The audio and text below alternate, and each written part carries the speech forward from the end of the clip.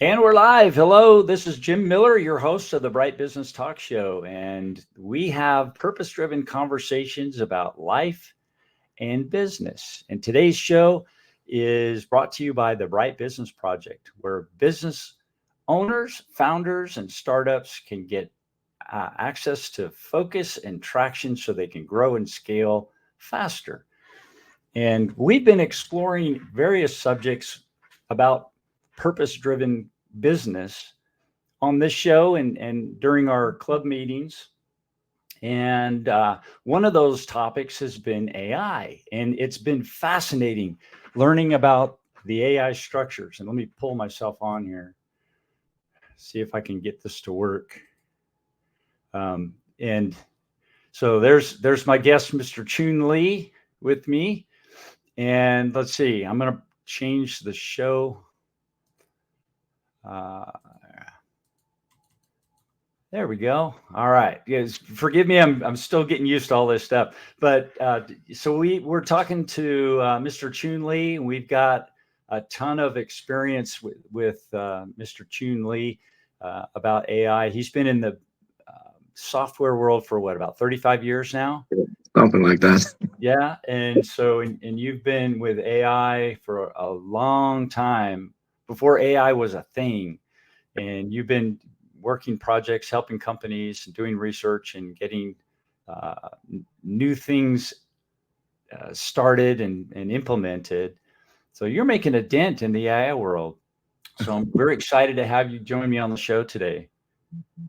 Well, thank you so much, Jim. Such a privilege to be here and maybe sharing some of my stories about AI and the journey that we have undertaken. Yeah, I've been in the software industry for over 30 years. I lost count by now. I worked in many industries, Let me touch on your bio here real quick. Just it's like, so Choon H. Lee, CEO, managing partner, and founder. Choon's career stretches more than 30 years, conceptualizing, designing, and building software applications for educational, medical, legal, and real estate industries. Choon's area of expertise involves user experience, user interface design, and artificial intelligence. And he's consulted with companies such as GE Capital, Invesco, and Samsung. Choon is founder of the Abstra company and is leading his team members today in applications and designing in artificial intelligence and in pursuit of the Abstra mission. So tell us about the Abstra mission. Well, the Abstra mission is about reinventing how we work. In many industries, we still work in a very mundane fashion. Everything is still manually driven. There's a lot of copy pasting going on, still paper driven industries, So we in our Abstra mission are focused on targeting industries where the processes turn out to be very mundane, laborious. And there are enough of them. Obviously, commercial real estate is one big example where everything is still manually driven. We in the AI industry have sometimes a joke. Many industries today work like in the 16th century, but with computer monitors. So it hasn't really much changed in many industries how people work. And till recently, people thought that's how it is. There's nothing you can do about this. And since the advent of AI being very popular and making such progress in the last few years, people have started rethinking how work is done, how work is accomplished. Tasks that was unthinkable to automate is all of a sudden fair game.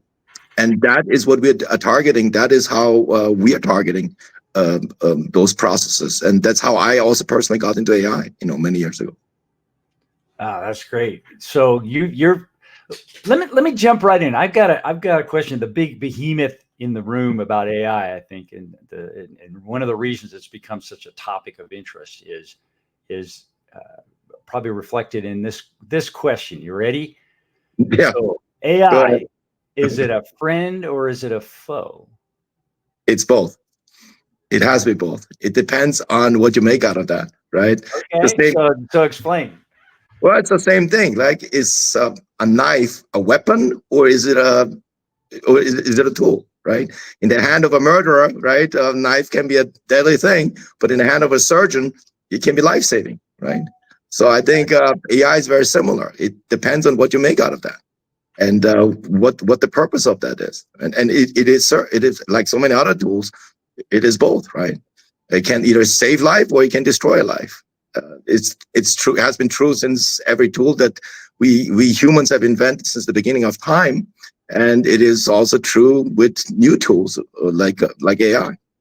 And what it will be eventually, leaning more towards this or that, that's a whole different discussion. But I firmly believe it's both, and it really rests on the responsibility of people who are building AI products to make something that benefits humanity, in my view. So what do you see as, if you had your crystal ball and you could see companies that embrace AI and see it as a friend versus those that see it as a foe right now? Where do you see their futures going? Um, my view, from knowing how companies work and how fast the technology is changing, AI is unprecedented.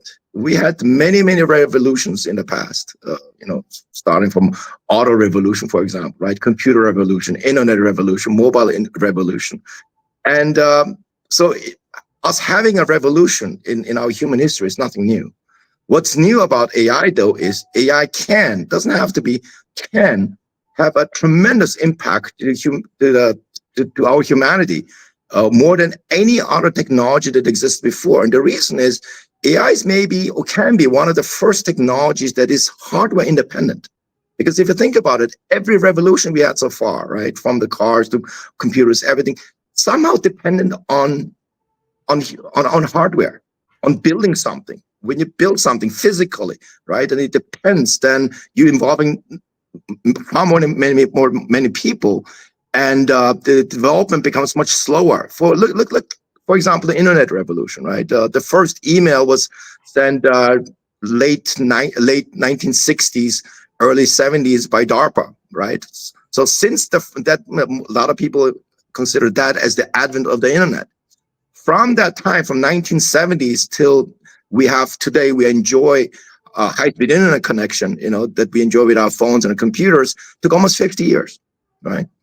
And the reason is because, sure, people at that time, 50 years ago, already envisioned to have a fast internet, but till you lay all the cables, all the fibers, and to all the routers and the equipment, till that has been developed, that took its sweet time. And because so many people are involved in every single equipment, every single item in that building, that infrastructure. Same with cars, right? People envisioned many years ago to have a fast car, but a car is accumulation of millions of complex parts, and each part has to be developed, has its own time where it matures over a period. AI is different in that sense that AI doesn't have to be, can be independent from hardware. That means if somebody thinks about something in AI, a new application, a new use, identifies a problem, you're not dependent on hardware. You can literally have it from thought to realization in a matter of months.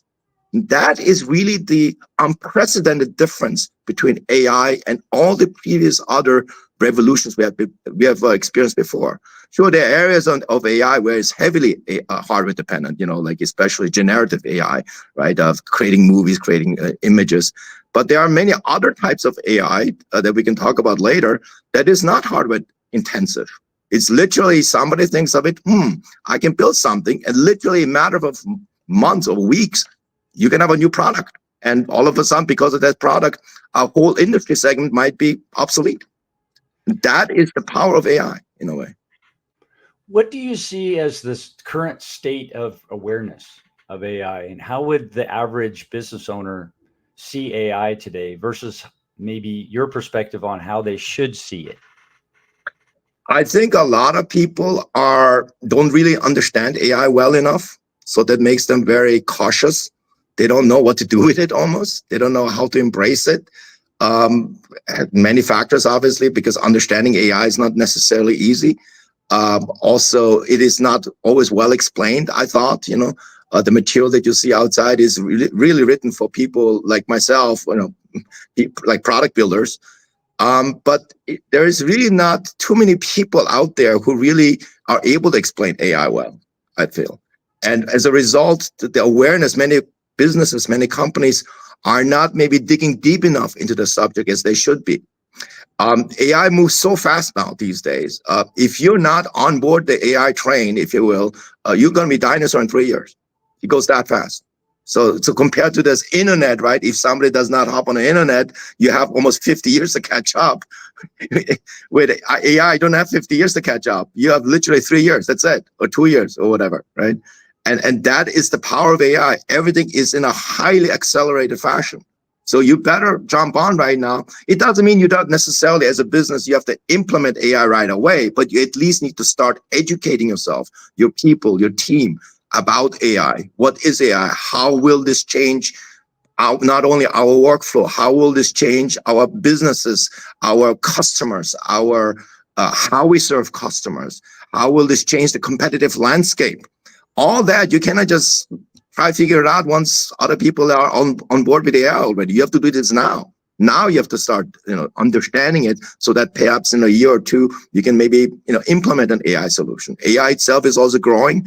AI is not as mature of a technology yet, but it requires preparation time.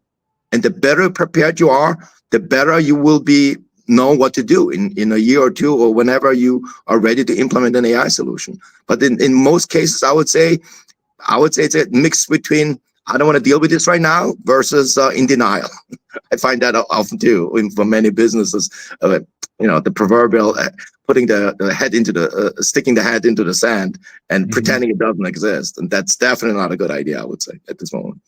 The wait and see, but it seems like with the way technology has grown in the past, you could wait for a while and some new innovation would come and make things easier, and you could just top on to that. But this seems different. Do you agree? Correct. There are several differences I see with AI. One, as I said, is the incredible speed. As I said, with internet, right? If you're late 5-10 years, you haven't lost too much. You can tag on with other people. Once other companies have adopted the new technology, you can hop on. Mobile technology also, right? Computer technology, that you had at least about 5 to 15 years tolerance when you can hop onto this technology, right? I know people who got a computer very late, 20 years later, once after the first computers were really sold, on the commercial market. So although they're 15, 20 years late, no harm really done. You don't have 15, 20 years with AI. It's either the next few years or you're a dinosaur, literally dinosaur. What is it specifically about that what is it that's changed or that AI is bringing to the table that won't allow you to get, if you wait, you're going to be out? What is it that's different about AI that makes it that way? I think, as I mentioned before, it's the lack of several things. One is the less dependency of AI based on hardware in certain technology, in certain areas. So that means you don't need to wait for hardware to catch up. So I always like to compare this to an example. Say you're building a new car. When you build a new car, you need a new engine, right? So if you have a new engine, it's not enough just to build a good engine. You need other systems that have to work with the engine, a cooling system, right? So what if the engine is enormously powerful, but the cooling system doesn't work? It's not drivable. It's not usable, right? So there are many different accompanying technologies that have to grow with the main drive, with the main technology in order to be useful, so that overall it becomes a car. But AI, it doesn't have those hardware components anymore, right? I have a friend of mine who is developing right now an AI that can replace potentially structural engineers. But think about that, right? In the past, if somebody wanted to undertake such a bold vision, it can take 5 to 10 years, right? But with AI, you can accomplish this. My friend can possibly accomplish this in 1 to 2 years. Right? So all of a sudden, the role of a structural engineer that has been around in our society since the Romans, is literally within a year or two almost obsolete. And it doesn't have to be necessarily every single structural engineer. But imagine our U.S. market in 5 years needs I don't know, 40% less structural engineers. Now that definitely makes an impact to the US economy, right? So Sure. that is one. The other thing is AI has a tremendous democratizing effect. So that is a direct consequence of AI. In the past, there was a bifurcation between people who know the technology and people who don't. So in other words, say you want to be a software developer, right? You cannot just snap a finger and then within 2 weeks or 3 weeks or 2 months become a software engineer. You need years of training, years of schooling, and then maybe after 5, 10, 15 years become a very skilled developer. Now that has shortened tremendously through to AI, because information is available so much quicker and the tools available to say software developers are so much better. You can become a very skilled developer in a very short time. And we see this even in our company very often. Some of my developers, have 15, 20 years experience, and we see people catching up with them in a quarter of a time. All because the tools are better available. You can use, for example, ChatGPT to write portion of the code. It's not there yet that it can replace a developer, but even if you can use ChatGPT or some kind of an AI engine to say, write up, I don't know, 30% of the code, right? That itself makes a huge difference in how many people you need in your team, how a software project needs to be built, how complex you can build it, what kind of expertise you need. It has humongous impact already in how even we as product builders are working because of AI. That all sounds amazing and disruptive for sure. And what I see is I'm a former manufacturing person, engineer, in process oriented. You're getting AI is enabling complete reformation or fundamental structure of companies, and that's what's changing. So it's like if you're not on board now and you're not fundamentally adjusting to the role of AI in your business, your competitors are, or those other people who are in your market, then you may end up getting the tail end of the market, or even being displaced totally. Yeah, I mean, there's a saying by one of the futurists. He says, in a couple of years, there will be two kinds of companies with AI and companies out of business, right? It goes very fast. And if you're not hopping on, educating yourself and hopping on that AI train now, at least to educate yourself and to understand what this technology is about, and implementing even some solutions to it, it's going to be over very quickly. It's I don't know. 3 years goes by really quick. 36 months, boom, right? Yeah, I mean, you think about it. There will be professions that existed for hundreds of years. For example, the legal profession, right, or even commercial real estate. Commercial real estate really has not fundamentally changed that much over the last, 50, 70, 100 years, kind of thing, right? And imagine there are certain professions in the commercial real estate industry that may not exist in a couple of years, that existed for a long time, and that is definitely earth shattering. I would say that some profession that existed for such a long time just overnight might disappear. In fact, I can tell you a great example. In our company, we have been creating explainer videos for quite a long time. And in order to create explainer videos, one of the most important thing is to find a voiceover artist. So I've been fostering a good relationship with a voiceover artist, and I've been paying good amount of money to him, and been working with him for many hours. Overnight, his job is gone, because now with AI tools are so good now, you can create human voiceover to any video that you have for a fraction of the cost that it required a human to really literally speak in the voice to create a video.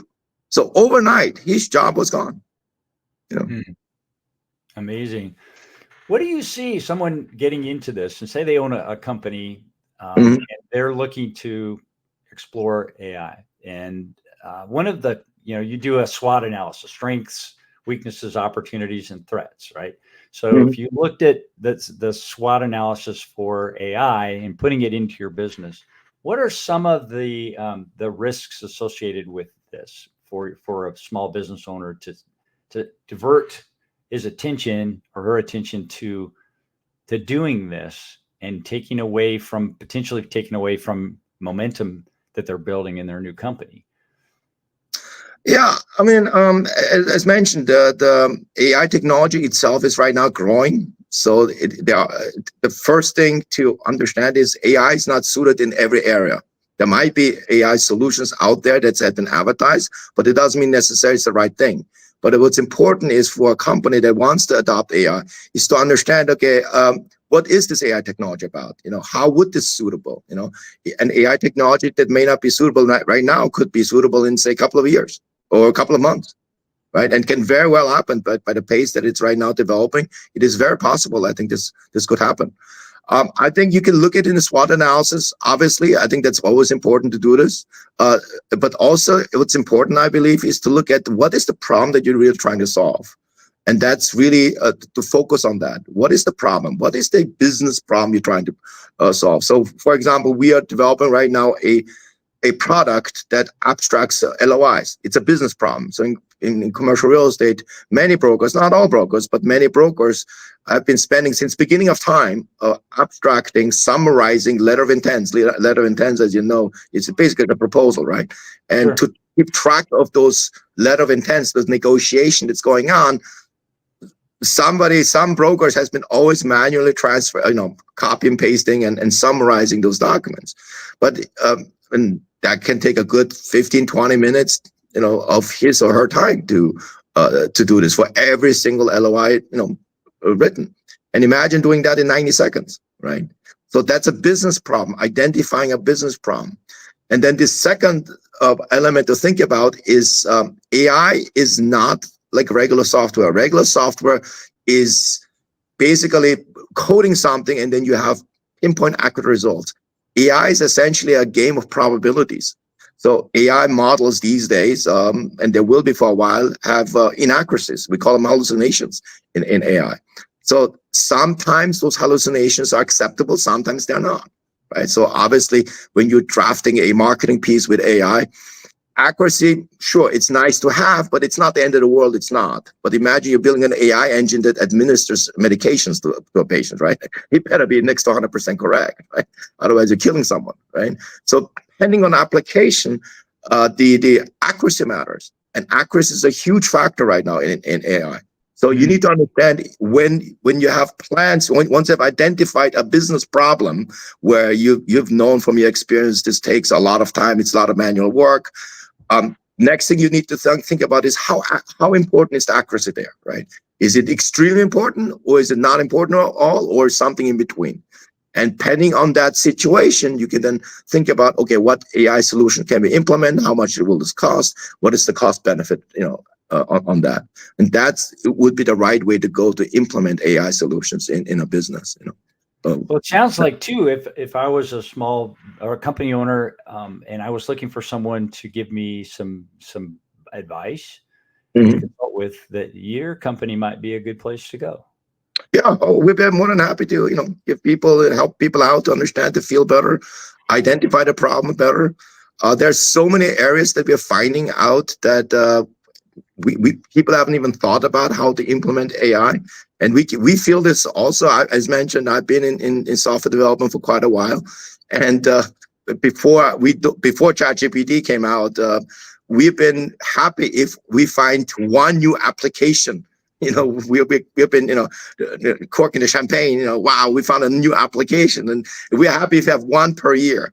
Now, since AI has been out, we are basically discovering a new application where AI can be implemented every second or third day, which is, it's incredible. So in other words, areas that nobody ever has even thought about using AI are kind of resurfacing because people thought, okay, I've been doing this by hand for ages. I never thought about using, doing this any other way than by hand, manually. All of a sudden with AI, it becomes a possibility. So people are now sharing so many ideas with us, and new ideas come about that nobody ever thought about, using AI for. So I think we've literally just scratched the surface of what is possible with AI at this moment. That's a great segue. Florin asked a question here. Let me post it up here. Florin, thanks for the question, Florin. He's of course the founder and author of the Bright Business Project. And as he asks, AI can significantly help entrepreneurs and business owners improve their decision-making process.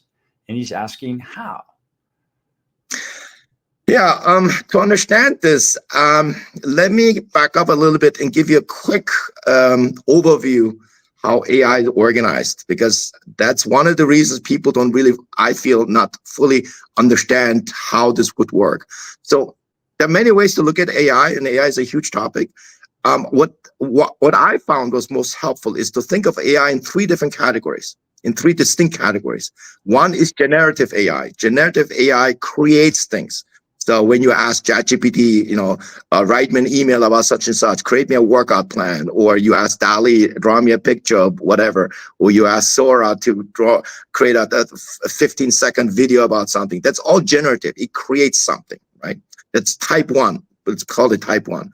Type two is derivative. It's the exact opposite. Derivative means you're adding information, a document, a data set into an AI system.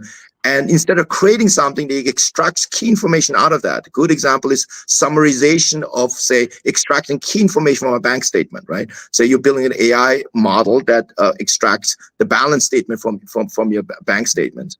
Obviously, you don't want anything created, right? And you don't want any mistakes there, but that's derivative of nature, The third kind is analytical. Analytical is basically when you take information from processes, from user behavior, and based on that data, you're making predictions and recommendations so decisions can be made easily, right? So good example is Netflix. When you watch Netflix, it already knows the next movie that you may enjoy is such and such.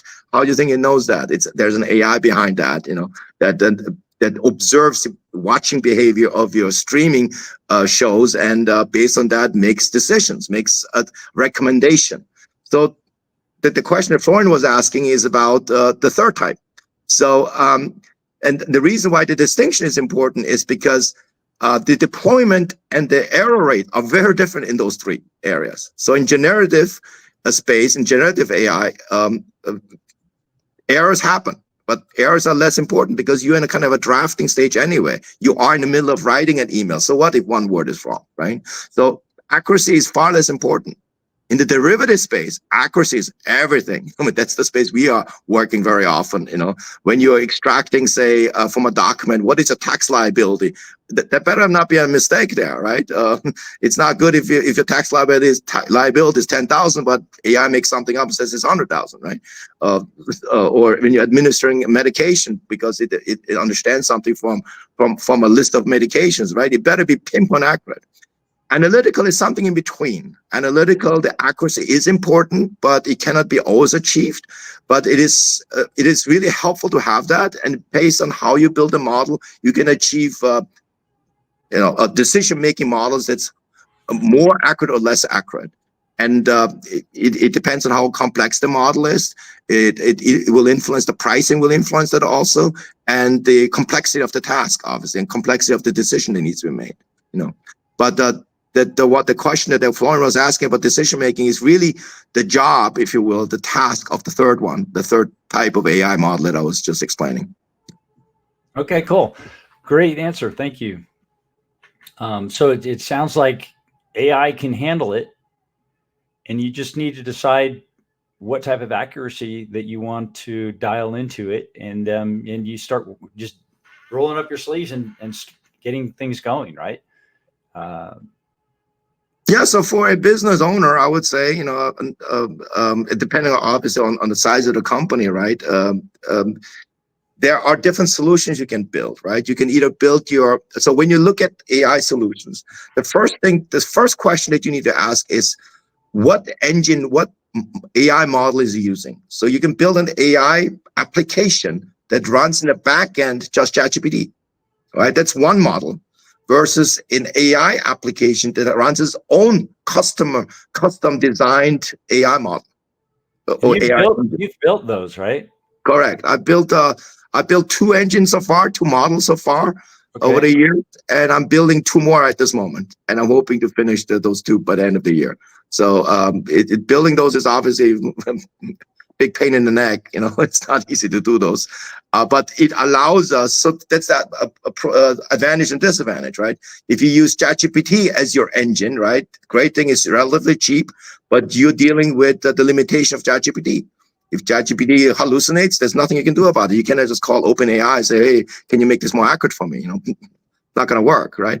On the other hand, building a custom AI model is far more expensive, but you can customize it and train it according to your own data and to your own situation. If you have bank statement that needs to be analyzed, say, for example, by a financial institution, then you can just feed that AI model that we built just with those bank statements. A ChatGPT is obviously not only trained with bank statement, it's trained with the entire knowledge of the human world. So it's going to have a lot of dilutions and a lot of information that is not helpful to you, kind of things. So that comes down to the accuracy question that I mentioned, right?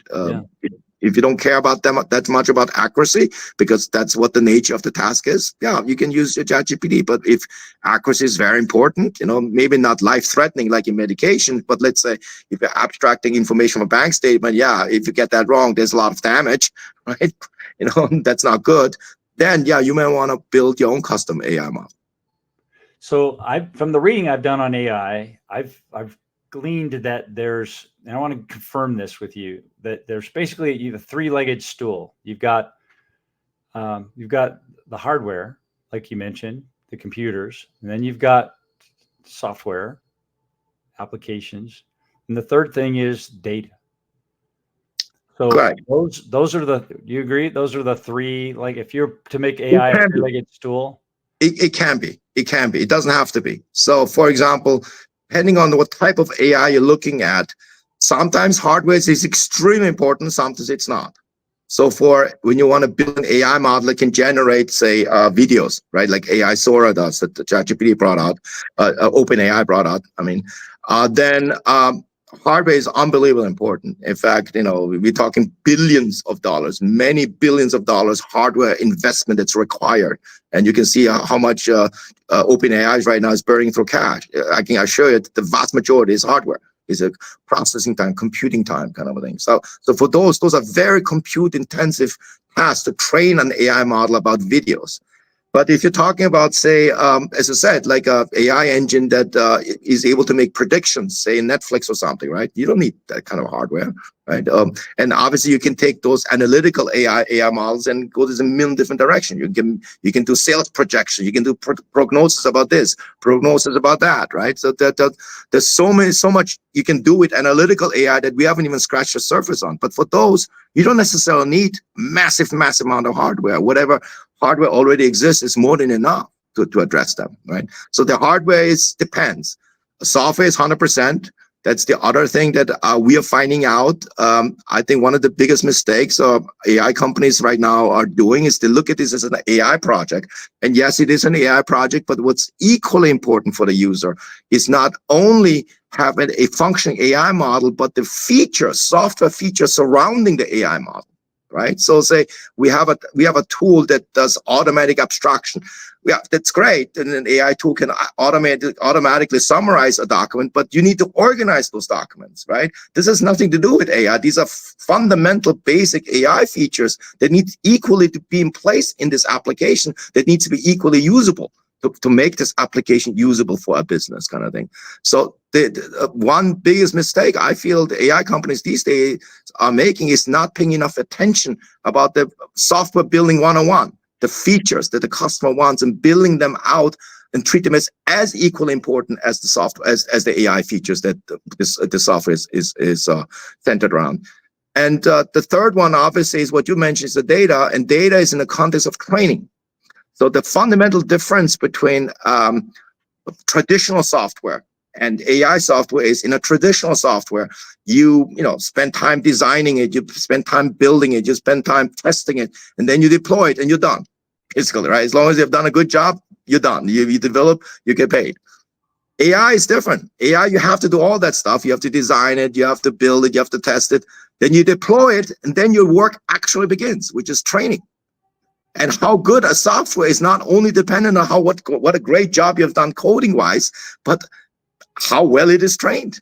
And the best example really is hiring a new person kind of a thing, right? So I call it the two software models, the instant gratification model and the hiring person model, right? So software used to be sold for a long time as an instant gratification model. It's like you going to a Starbucks, I want coffee, boom, instantly, within seconds, I got a Starbucks in my hand, a coffee in my hand, right?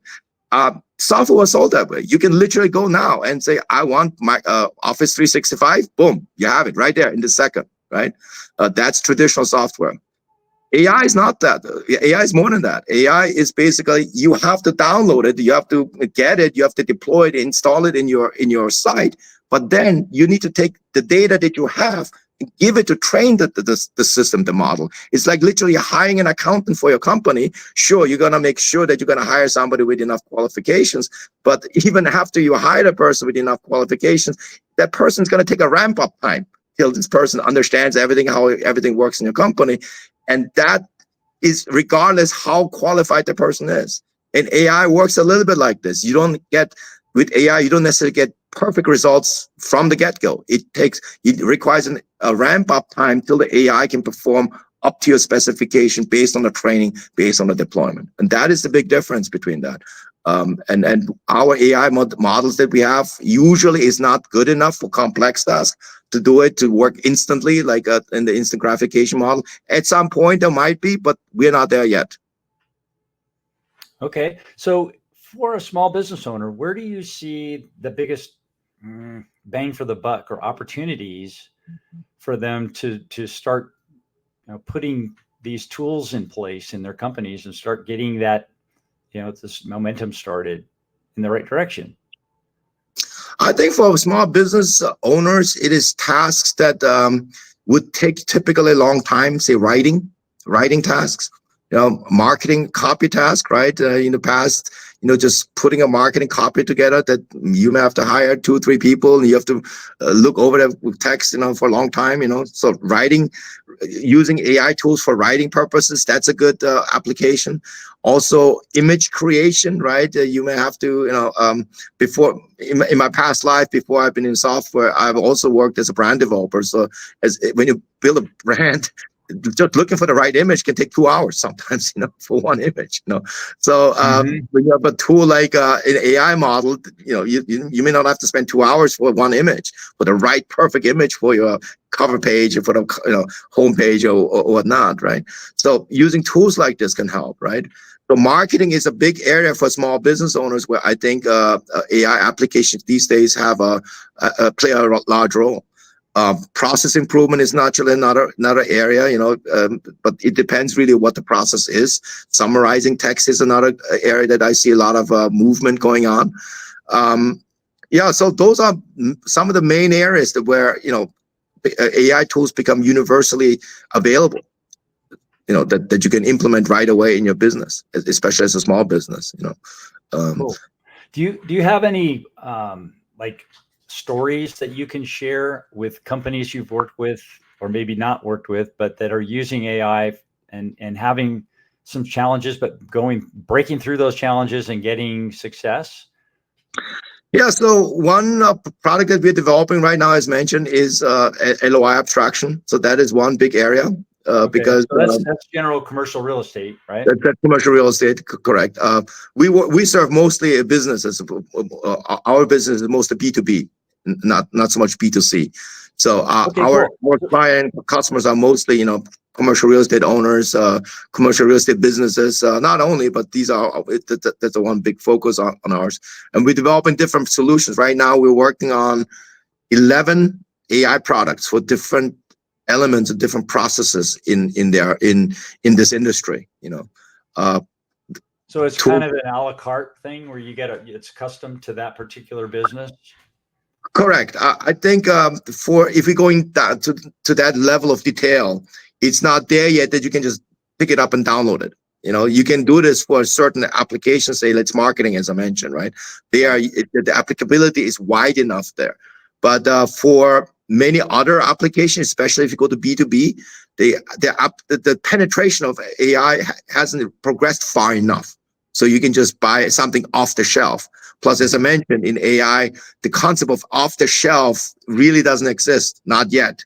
maybe, I don't know, in 10 years, 15 years, long down the road, when enough companies have done this and everybody is up to speed on that, maybe then at that point we will have more custom-made software, if you will, custom-made AI software out there. But in the B2B space, I don't see too much right now ready-to-use applications there. What they're ready-to-use AI applications are mostly in the B2C space. As I mentioned, like you can buy software to create a video or write a text or create a presentation or something. So it's more for individual, I see, off-the-shelf applications, but not so much in B2B. There, it's just not, AI is not there yet, so to speak, you know. Have you worked on any like manufacturing applications yet? Inside the factory? Not manufacturing. That's hardware. So on that side, we have mostly worked on industries like commercial real estate, insurance industry, financial industry, and we're also now venturing also into architecture. So all those areas are where the processes are very manual, very laborious. You know, take a lot of time, kind of a thing. And there's so many applications we found in just in those few areas that I mentioned, right? I think another thing I observe these days is everybody's just paying attention these days to, you know, what's glittering and everybody's paying attention to those, you know, great movies and kind of a thing. And that's obviously a huge application in the entertainment industry. But AI application that nobody talks about, the boring ones, it's really what will drive the AI adoption. One reason why AI is not more adopted in the business is trust. Trust is a direct function of accuracy, right? People, if you look at the numbers, for example, LLMs, large language models such as ChatGPT's accuracy is about anywhere from 70 to 90%. So on average, about 80%. 80% is not bad, but not good enough. Right. So if 80% accuracy, people say, well, I have to double check manually. You need human eyeballs. And people will say, why should I pay double? Why should I pay for AI plus and human eyeballs to double check this? I might just, you know, do this once and send this, I don't know, somewhere and go send it to India or something, you know, where the labor is cheaper and get it done once and do it right. So in order for AI to be more adopted in business, it has to be more reliable in terms of accuracy. But getting AI system to perform more reliably, as I mentioned before, because of hallucination, is a huge challenge.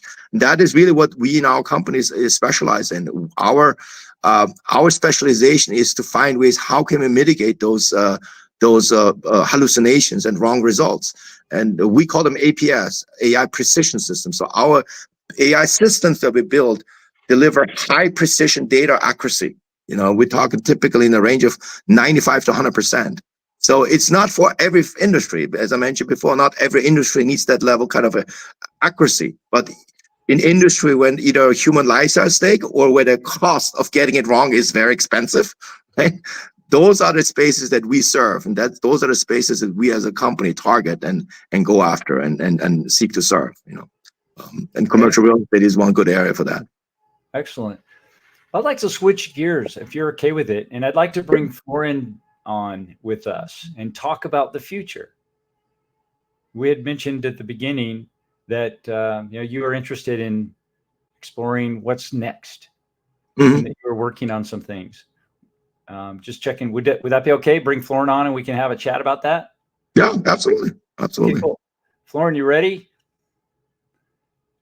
Ready or not? Let's see. I got to figure out how to bring him on here. Here we go. Oop. Got your ears on. There we go. Okay. Happy Monday. Happy Monday, Choon. Yeah, happy Monday, Florin. Hi, nice Thanks for joining us, Florin. Yeah, I just wanted to kind of change it up. We're having a great conversation with Choon, and saw you sitting there in the stage, so I figured I'd bring you in to say hi and meet Choon. I guess you guys haven't met in person yet. No, not yet. But So, it's yeah. gonna be a pleasure. We're gonna meet in Irvine. Probably. Yeah, we're gonna meet next week, Florin, right? Yeah. This, if not sooner. But I'm very excited. What was my question about? My I kind of say my challenge, personal challenge, is like to look. I'm looking for that magic formula where you can put data into a system, and the system is going to model your decision making process to run to make the right decision in your business. Mm-hmm. So that's why I created the business operating system to help me at some point in my early 20s to make the right decision. So I need to know. I control the marketing strategy. I control a different part of operations. Back then in Romania, I was running remodeling, commercial remodeling at some point, the company. So I wanted to kind of take the best decision all the time. And now with AI, I'm thinking how AI could help business owners or founders to make that perfect decision, to have a sequence of perfect decisions to help them grow. Yeah, it is a good application to build, I feel like, because that's really what's two reasons why I think. One is that the subject lends itself very naturally to this, because AI, in a way, it's a series of decisions, right? In a way. So that itself lends the subject very well to be implemented with AI. The second thing why I feel it's a good application is because AI, in a way, is a gigantic probability map, if you think about it. Exactly. So, and decisions are, in a way, probabilities, right? So if you decide path A versus path B, there is no guarantee, right? You're trying to predict something, right? So AI itself is a prediction engine, if you will. So for those two reasons, I think it is probably a very good idea, good place to implement AI. The question here, though, is how successful such a machine will hinge on that fundamental question: how you prepare the data. Exactly. The data prepare, how you prepare the data so that an AI model can be trained, is going to be the fundamental key on this whole thing. Because the data, how you make decisions, there are so many gazillions of millions of variations of slice and dice this. You cannot just throw everything to it. Then it will learn the wrong things, or it will learn not the right ideas. So how you prepare the data. So when you build AI models, in part, you're also kind of a data scientist, almost kind of a thing, but which is ironic almost, right? And most people think AI is a programming task. Yes, it is a programming task, but you also have to be very skilled in how to prepare the data so the data can be fed to the AI machine so it learns the right way, the way it wants you to learn. Yeah. Not only that old thing, garbage in, garbage out, right? garbage in, garbage out, exactly. And that hasn't changed at all. And it's not only one or two, 10 or 20 data points you may need 20 million, right? 10 million. Yeah. So try to create a consistency of data across 10 or 20 million data points. Right. But anyway, yeah, this is a big challenge for me, and I like to discuss more because working with entrepreneurs like you see most of the time, I say most of the time, businesses do not fail. We fail, the business owners, because we are taking the wrong decisions, right? We're missing something. And sometimes I want to kind of not give people advice, but I wonder, what should I do to help that guy, that person, to generate traction, to have more, to generate the money, and to be able to grow the business? Because I notice is a challenge. Let's talk about. I have a case study. I have a friend of mine, a new member.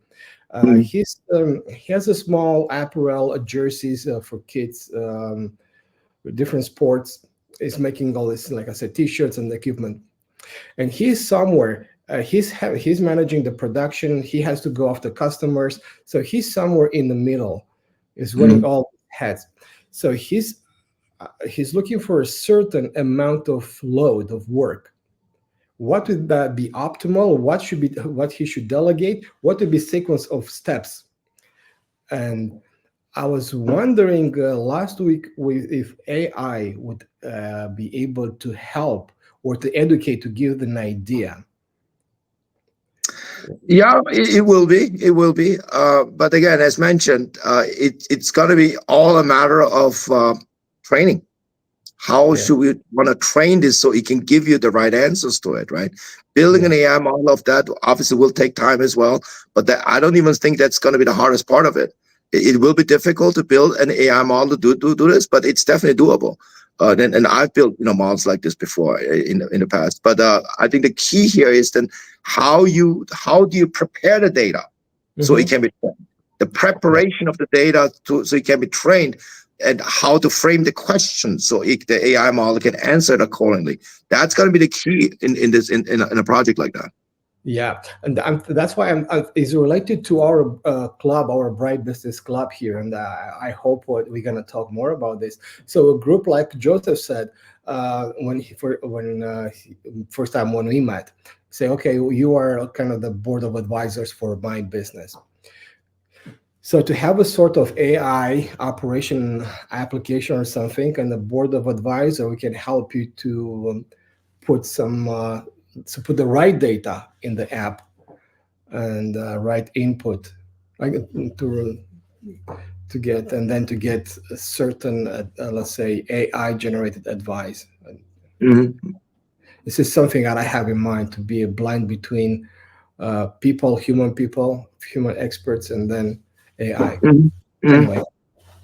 Yeah, it's a big area right now. Anyway, right now, many AI systems are trying to become kind of those smart advisory, playing that smart advisory role. For better and worse. Sometimes it's good, sometimes it's not so good.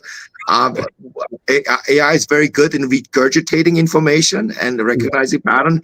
It's not necessarily very good in drawing conclusions, for example, right?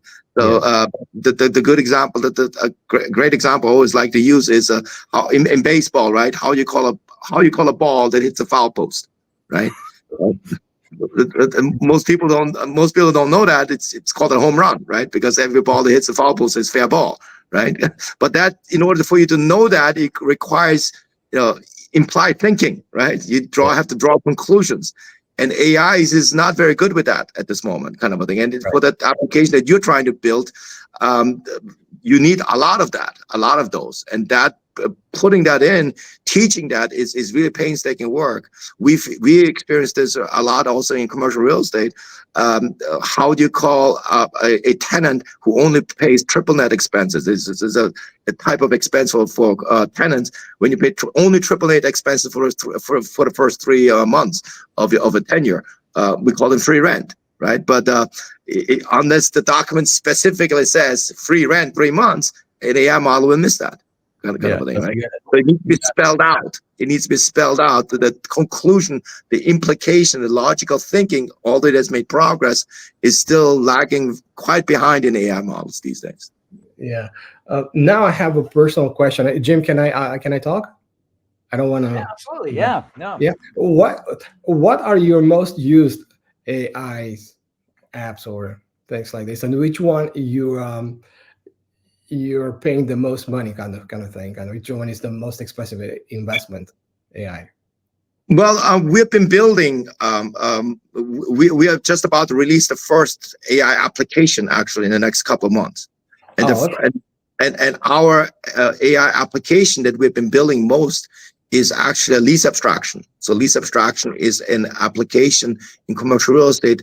I don't know how many people here in the audience are familiar with commercial real estate.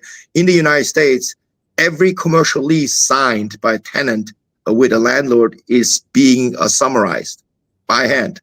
So, in the US, there are approximately about 1 million leases either signed or negotiated, right? Every shopping mall, every store, every single one signed is at some point manually abstracted by a human being. And that can take anywhere from, I don't know, half an hour to 3 hours, right? Imagine there's an AI model that can do this in, I don't know, 20 seconds, 30 seconds or something, right? Now that is definitely a game changer, right? So that is a tool that we've been working most on. It's very, very difficult. We are finding, even with ChatGPT obviously hallucinates and gets half of them wrong or something. So then you have to deal with that kind of thing. But then we're building our own model. We have built our own model to build that. That needs to be refined. Obviously, it needs to be adjusted to the customer kind of thing. And what it turns out to be, though, when you build an AI model, this is something we had to learn in a way. When you build AI models, it's often not the technology that's the limiting factor, but it's the human. So basically, when you give a commercial lease to 5 highly experienced commercial real estate professionals to summarize, you get 5 different answers. So how should AI then know which one to do, right? If humans cannot decide what to do, right? We have a saying in AI, right? Artificial intelligence is no match for human stupidity. So it depending on when humans cannot decide what the answer should be, how should AI know? Because the AI will only know whatever the human teaches you to do that kind of thing, right? So that turns out to be something that's a bigger challenge than the technical challenge, than the human challenge. Yeah. And now a personal question. What app you're using almost every day beside yours? So when you open a laptop, where you go? What AI? Well, obviously the commonly available AI apps, right? ChatGPT is one, obviously, right? You cannot ChatGPT or LLM models are universally used, across every part of our organization. Our developers use this to write code, right? So again, those are LLMs. So LLMs have this huge advantage. Okay, let me back off here. There are 2 types of AI. Two types of AI models that you can build. One is we call a general purpose AI. So ChatGPT belongs to one of them, right? General purpose AI basically means you can ask every question under the sun and it will give us some reasonable answer, some useful answer. The downside is it will hallucinate. It's not always accurate, right? The other type of application that we are building is called special application, specific to a specific task. So abstracting and a commercial lease is a very specific AI model that you can build. You cannot ask about a meal plan. You cannot ask about a workout plan. It only does one thing, but it does it really, really well. It tends to be usually more expensive kind of thing because it's specialized so well and has high accuracy. So when we do our work, we use the general purpose application like many other people. You use ChatGPT and whatnot. But we're not building a general purpose application. We're building a very specific application, narrow application that we are implementing and deploying to our customers in a very specific niche area that this customer will need, such as, say, abstracting or summarizing a commercial lease. I see. Very good. Okay. And when you are not at work, 2 minutes left. Okay. And so I wanted to kind of wrap this up, but with one final question, if that's okay. And I wanted to do more time on this, but this is all good. What do you see, Choon, as the future? Where are you headed, and what kind of projects are you working on? Yeah, so as I mentioned, we're working right now on 11 different AI projects. We are all excited about every single one of them at different stages. I see the future going is AI models are going to become quicker, more powerful, and more accurate over time, right? When that is a whole different discussion. We can talk about that for an hour. But they are taking more and more tasks that we humans thought, okay, I can do this only by hand, are almost all of a sudden in the realm of, oh, okay, maybe we can automate this kind of thing, right? Summarizing commercial lease, right? Nobody thought about this, automating this in the past because every commercial lease looks different. So how are you going to write a program to automate this, right? But now with AI, this becomes something that's possible. So those tasks that we never thought about automating, it becomes now possible to automate. And they will become more quicker, they will become more accurate, and they will generate also more content that's equally more accurate and more powerful. Movies right now, Sora is limited by only about 60 seconds, but imagine Sora can create, 20 minutes, 30 minutes. You're basically reinventing Hollywood in many ways. And so many industries up for a big shock. And my prediction is that the entertainment industry will be, perhaps it's possible that the entertainment industry will be a shadow itself in a couple of years. So we'll see what happens. But those are the trends that I see happening right now with AI at this moment. Okay, very good. And Florin, if you could give a brief update on where Choon's going to be next week with the Bright Business Project. Oh, yeah, Choon. Choon, Mike, Joseph, and we have another two wonderful speakers. Alice, I think, Alice Shin. She's gonna be she's a new addition to that event on October 17 in Irvine. I don't have exactly the address, but I can. I already sent an email with the location. Okay, But great. it's an Irvine across the street from the airport, the John Wayne Airport. Yeah. Just in case if you're gonna have more people than we expect, like around right now we are ready for 12 people, and we are kind of full, and we're expecting like 20 people. So then we have to look for probably to upgrade the location. But we'll talk with Joseph about this. Okay. Yeah. All right. Good problem to have. Thank you, Choon.lee, for joining us on the Bright Business Talk Show today. And Yeah, gladly. Thanks for having me. Last bit.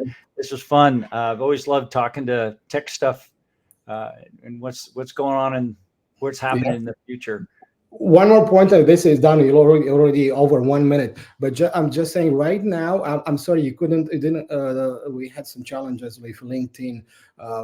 Beverly is an AI enthusiast, so she was. She sent me yesterday a message. She wanted so bad to talk with you, Choon.